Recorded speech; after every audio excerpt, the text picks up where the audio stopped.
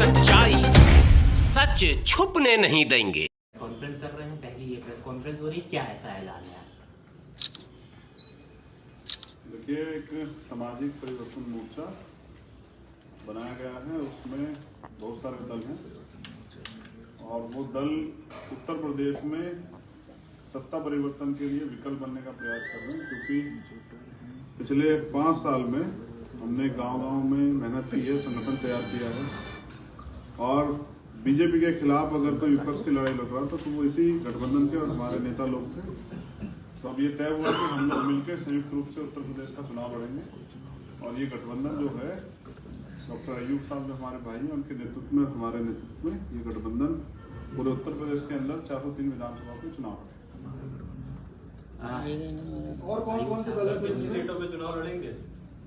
सभी सीटों पे चुनाव लड़ेंगे। गठबंधन में 35 से ज्यादा दलों की घोषणा अभी हुई थी और जबकि क्योंकि भाई साहब रास्ते में थे तो समय से नहीं आ पाए, तो उनकी वजह से मैंने कहा था कि 4:30 बजे के बाद जैसे भाई साहब आ जाएंगे तो हम लोग मिलकर जो है संयुक्त रूप से इसकी घोषणा करेंगे।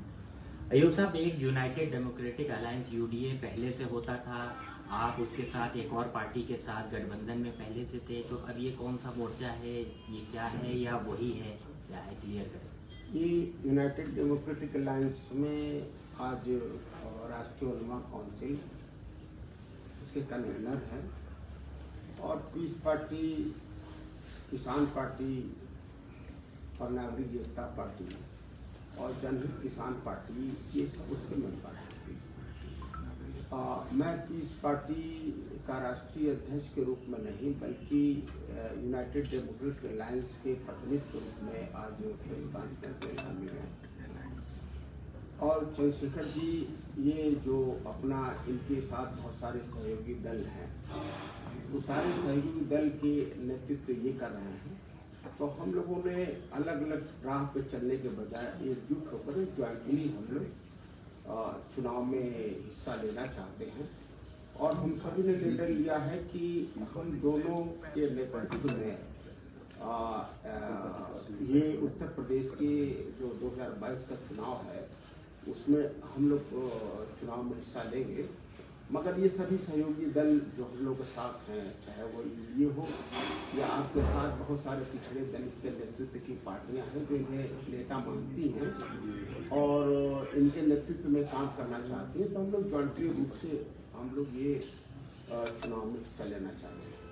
हेलो डॉक्टर अयूब साहब, असदुद्दीन ओवैसी साहब के साथ क्या कोई बातचीत आप लोग की? क्योंकि कल एक मोर्चे की बात उन्होंने भी कही थी, तो क्या मतलब उनसे अलग हैं आप लोग या किस तरीके का? क्योंकि उन्होंने कहा कि वो समाजवादी पार्टी का जो गठबंधन है वो उससे भी ऊपर है, वो लोग भाजपा को वही लोग टक्कर दे रहे हैं। मेरा सवाल इसलिए क्योंकि मतलब 35 लोग के साथ आप लोग हैं, 35 से ज्यादा दल हैं, तो कैसे क्या देख रहे हैं? हम लोगों का विचार बिल्कुल साफ है कि जो भी समाज में सांप्रदायिक द्वेष फैला रही हैं जो पार्टियां और समाज में जो नफरत फैला रही हैं धर्म के आधार पर और जो जातीयता के आधार पर नफरत फैलाने का काम कर रही हैं, और इसमें समाज का एक बहुत बड़ा हिस्सा जो पिछड़े का है, दलित का है, मुसलमान का है, वो उपेक्षित है। उनको सत्ता में न तो हिस्सेदारी मिल रही है और न विकास के अवसर मिल रहे हैं।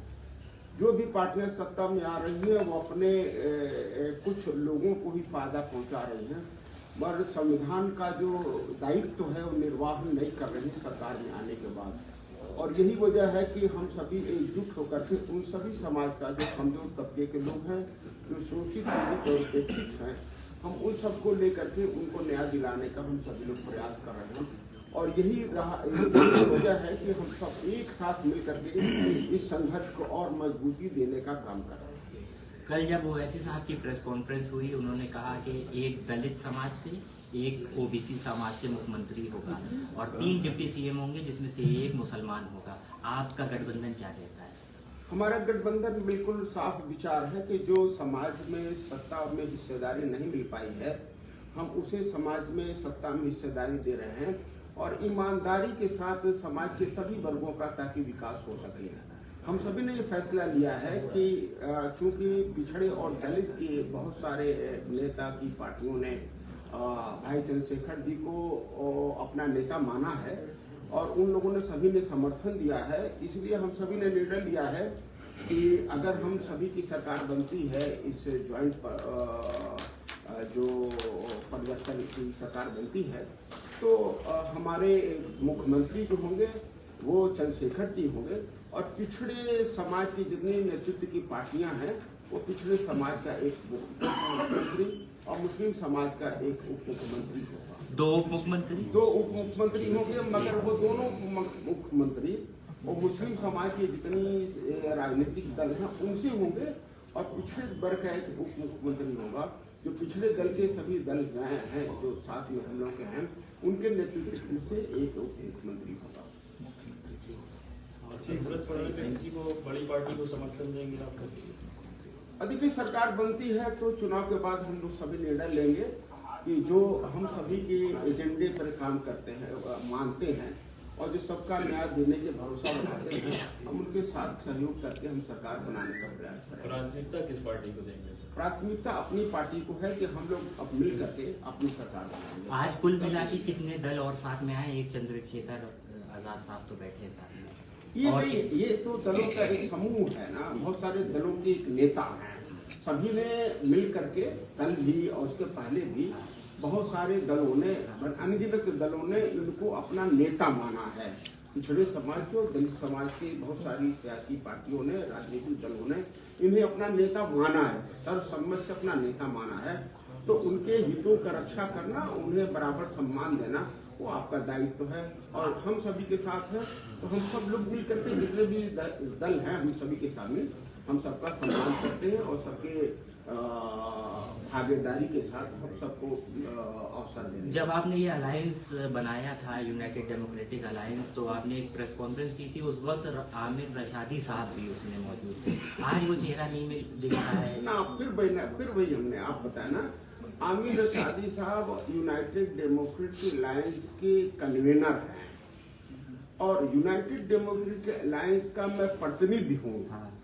ये तय किया गया है कि सभी दल के बजाय मैं एक प्रतिनिधि रहूं यूनाइटेड डेमोक्रेटिक अलायंस का, और जितने छोटी पार्टियां हैं पिछड़े और दलितों को, जिन्होंने चंद्रशेखर जी को अपना नेता माना है, वो हम दो ही लोग बैठेंगे प्रेस में, ताकि किसी तरह का प्रेस में किसी तरह का दिक्कत न हो। वो साथ है अभी? सभी साथ में सब। क्या आप भी चुनाव मैदान में उतरेंगे? अयूब जी आपसे पूछ। मैं ऑलरेडी चुनाव मैदान में हूँ। संत कबीर नगर के खिलाबाद से मैं पहले भी विधायक 2012 से 17 तक रह चुका हूँ, और फिर उसी विधानसभा से मैं प्रयासरत हूँ। इनको चुनाव लड़ाने के लिए मैं खुद वहाँ उपस्थित रहूंगा। मेरी और इनकी विधानसभा बहुत नजदीक है, ये वहाँ है, सर 20 किलोमीटर की दूरी है। हम मिलके जो है हम बताएंगे कि किस तरह से जो है शोषित वंचित समाज के लोगों की आवाजों को उठाया जाता है, क्योंकि अब तक सभी दलों का अवसर मिला, उन्होंने सिर्फ ठगने का काम किया है, और अब हम लड़ने वाले लोग मिलके राजनीतिक शक्ति बनाएंगे, और उसके जरिए जो है शोषित वंचित जो पिछड़े दलित अल्पसंख्यक जो लोग हैं उनके हितों की रक्षा करें। धन्यवाद। मुख्य मुकाबला किससे मान रहे हैं अपना, किस पार्टी से खासतौर से? हमारा मुकाबला अपने साथियों से और खुद से है, क्योंकि हम खुद को तैयार कर रहे हैं, क्योंकि ये लोकतंत्र है। इस लोकतंत्र में आपको कोई अवसर नहीं देगा, आपको अपने लिए अवसर खुद तलाश करने पड़ेंगे। हमने मेहनत की है 5 साल, और हम अयूब साहब यहाँ बैठे हुए हैं, वो तो पहले से विधानसभा में भी रहे हैं। उन्होंने अपने आंदोलन के जरिए बहुजन समाज के हितों की रक्षा की है, तो इसलिए जो है मैं चाहता हूँ कि और अच्छे लोग जो है आगे बढ़ के इस आंदोलन से जाएं, और वहाँ जाके उनकी कमजोरों की आवाज बने। यूपी की जनता को क्या देने वाले हैं अगर इस गठबंधन की सरकार बनती? एक संयुक्त मैनिफेस्टो जारी करेंगे सब लोगों के मुद्दों को लेके। अभी तो एक जो मुझे महसूस होता है कि हाशिए पे रह गए लोगों को अब अपना दल मिलेगा, अपना विकल्प मिलेगा, और उनकी दल के जरिए उनकी बात जो है वो सदन तक जाएगी, और सदन के पटल से उनके लिए नीतियां बनेगी। धन्यवाद।